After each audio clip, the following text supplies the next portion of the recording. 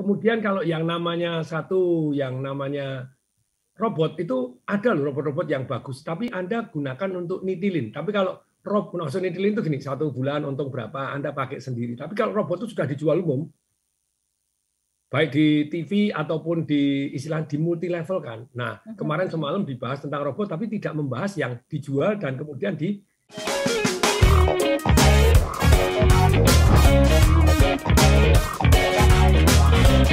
seringkali ketika kita ingin semuanya serba cepat, maka akal sehat, ya, pandangan sehat kita juga akhirnya tertutup.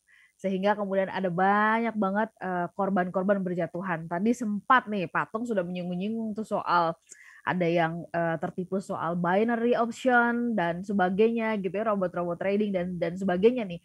Patung mungkin ingin memberikan tanggapan sedikit gitu ya. Banyak yang mengatakan ya tidak salah menginginkan keuntungan besar, keuntungan yang tinggi, tetapi ini seringkali juga membuat kita menjadi greedy.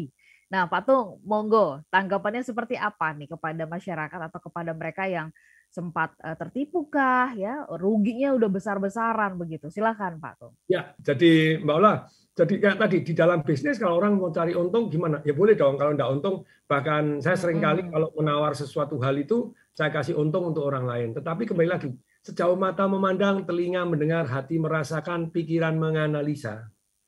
Gitu ya. Kita harus bisnis yang menguntungkan untuk diri kita, untuk orang lain, untuk karyawan kita, dan untuk masyarakat. Sejauh mata memandang, seperti yang saya cerita tadi. Nah, tapi kadang mata kita itu tertutup untuk keuntungan jangka pendek. Dan misalnya begini, kalau kita bilang robot forex itu pada umumnya ya tetap bisa kena, bisa naik, bisa turun, bisa kena, karena itu adalah alat untuk kita. Pak Tung, kalau misalnya forex bagaimana? Kalau bagi saya forex itu yang menguntungkan hanya satu yang namanya untuk hedging. Ya, untuk hedging. Jadi nanti kalau naik turun saya beli barang di luar negeri, kalau naik turun gimana? Makanya saya beli forex ada untuk hedging. Hedging itu if something happen naik turun saya tidak terganggu karena saya sudah punya persiapan. Nah, terus kemudian berikutnya kalau untuk trading kita banyak kalahnya. Kenapa banyak kalahnya? Karena Anda tradingnya di mana? Saya tanya kan begitu ya. Di bandar. Kalau Anda bandar, pertanyaan saya tolong dijawab. Boleh nggak bandar menentukan harga sendiri? Nah, kalau menentukan sendiri, Anda sulit menang, kan gitu ya. Mungkin nggak bandar bisa kalah? Mungkin. Sekali waktu. Kalau kalah terus, bandarnya tutup. Betul loh? Nah, jadi forex dari saya pribadi berkali-kali saya tetap terbuka, diundang ke sana, ke sini, diajak diskusi, didatangi rumahnya para pembesar yang forex tadi untuk diskusi dengan saya.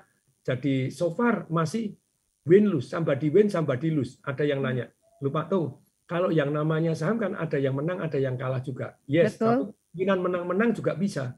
Ya. Sahamnya harganya naik, beli lagi harganya naik, terus ada dividennya, ada ininya masih bisa. Selama bukan yang goreng-gorengan, kan yang gorengan, yang goreng yang menang. Terus kemudian bisnis kan ada win and lose juga. Sometimes Anda bisa rugi kan gitu ya, atau bahkan minus. Tapi secara umum bisnis Anda kan membuat satu yang namanya nilai tambah dan bermanfaat. Nah, forex saya tidak begitu happy. Robot forex Anda pakai sendiri bisa.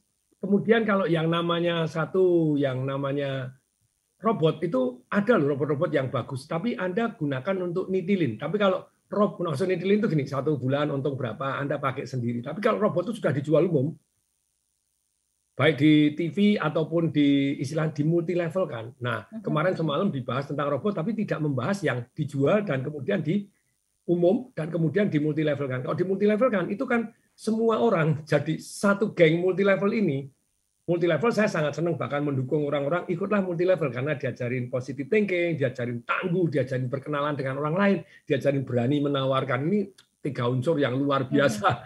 Mindsetnya positif, kemudian berani berkenalan, berani menawarkan, itu sudah satu basic untuk sukses Anda gitu ya. Tetapi apa yang Anda tawarkan di sini mungkin nggak tadi tidak menguntungkan orang lain mungkin, tapi kalau begitu kayak tadi toh McDonald ya 94%, 6% tutup masih oke lah. Kalau Anda semua yang Anda jual ternyata tidak bermanfaat orang lain berbahaya. Nah, di komunitas yang tadi kalau Anda multi level kan berarti kan Anda ribuan orang main bareng. Dan kemudian brokernya 1, atau 2, atau 3, atau 4, atau 5, itu aja. Nggak boleh di tempat yang lain. Kalau robot Anda bisa dipakaikan di mana-mana, nah itu masih lumayan. Tapi kalau Anda hanya titip uang dan kemudian di multi level kan, Nah, kemudian satu orang ngambil di satu tempat, sampai saya share loh, perhitungannya seperti ini masuk akal enggak? Oke. Jadi pada waktunya akan berat gitu ya. Kalau Ya. bukan scam ataupun ponzi, lo kan gini toh, bandar boleh menentukan harga sendiri, tidak straight through proses kan. Kemudian Namanya juga bandar gitu ya Pak Tung ya. namanya bandar gitu. Ya. Bandar boleh menentukan harga. Sampai ada satu bandar datang ke rumah saya, dia bilang Pak Tung gini-gini. Jadi tanda kutip ya rodok ngajak negatif kan gitu ya. Jadi kita menang Pak Tung, kalau Pak Tung mau gini menang. Jadi istilahnya itu kan bahaya gitu loh ya. Maksudnya bahaya itu ngerjain yang ikut. Jadi sampai saya di seminar saya Financial Revolution, ayo yang sudah ikut seminar saya Financial Revolution bertahun-tahun, dari 2 tahun yang lalu pada waktu online orang nanya, saya selalu jawab, saya tidak suka kombinasi 3 ini. Korek doang silahkan, Anda mau trading nekat ya silahkan. Kemudian karena Anda yang kalah Anda sendiri kan gitu ya. Yang kedua kalau di robot boleh kalau Anda pakai sendiri, ataupun bisa digunakan di banyak bandar gitu. Itu pun Anda banyak kalahnya juga karena bandar nggak mau kalah, Anda kan gini loh. Jadi ada yang namanya contoh gini, bandar itu kalau menentukan harga naik, pip, naik dan turun gitu ya. Kan bukan 1 pip langsung dikeluarkan. Anda 10 pip atau 100 pip di rata-rata dikali 0,75 kalau naik. Kalau turun dicepetin 1,75. 1,25, Anda sudah kalah 50%, 50 poin. Terus kemudian Anda bisa di stop robotnya, Anda bisa dicari lawannya. Kalau Anda cuma nitilin sedikit-sedikit menang berapa ribu dolar, oke. Tapi kalau sudah bandarnya ini kapasitasnya cuma 5 triliun, lupa nih, yang namanya falas itu, yang forex itu ribuan triliun, oke. Anda sudah, tapi kan kapasitas bandar Anda tuh, lupa bandar saya bisa straight through proses, buktikan karena setahu saya di Indonesia, di luar negeri begitu banyaknya yang tidak straight through proses. Apa sih straight through proses? Main ke bank-bank yang langsung besar, tapi sama bank-bank langsung besar, bandar-bandar yang di langit sana mau kalah terus. Kan selalu ada yang kalah. Kalau Anda menang ada yang kalah enggak? Kalau bisnis enggak loh. Bisnis kan dibutuhkan, Anda membuat nilai tambah. Membuat manfaat untuk masyarakat. Barang dan jasa Anda dibeli karena bermanfaat untuk masyarakat. Kalau dibuat nilai tambah, orang dengan senang hati menukar uangnya. Nah, tapi kalau yang forex, yang orang yang kalah, yang satu kalah, yang satu menang, mau kalah terus. Tapi jelasin susah. Jadi kenapa susah? Karena orang sudah dapat uang dari sana. Kalau dapat uang itu biasanya agak gelap. Itu kayak contohnya begini. Ada orang yang sampai biasa meresin orang, jadi dapat duit dengan cara mempersulit orang, minta komisi dengan apa, ataupun nyuri. Kelemahannya orang nyuri itu apa? Dapat kenikmatan dan tidak ketangkep waktu dia nyurinya kecil. Nah, begitu dia mencuri yang besar, nikmatnya dapat, tapi kemudian potensi untuk tertangkapnya juga lebih besar, begitu ya Pak Tung? Nah, kadang begitu sampai dia jabatannya tinggi sekali, baru kena. Misal kayak jadi ketua DPR baru kena. Nah, kenanya jadi sangat-sangat tidak enak, heboh dan merugikan negara kan begitu ya. Tapi kalau misalnya ya zaman dulu itu kan juga ada yang sampai kasusnya sampai meledak luar biasa. Tapi kalau dia ketahuinya kecil-kecil langsung menyerah. Nah, sekali lagi ini teman-teman. Nih, kalau mau tahu bahwa kalau Anda punya duit $1.000, itu ada orang umur 30-an datang ke tempat saya dari Singapura waktu itu ngajak Pak Tung jadi top leadernya. Dia tahu kalau saya ikut pasti banyak yang ikut juga. Nah, terus kemudian saya bilang kalau untung 1 bulan 10%, 1 bulan 10% tanpa membuat nilai tambah, mari kita perhatikannya.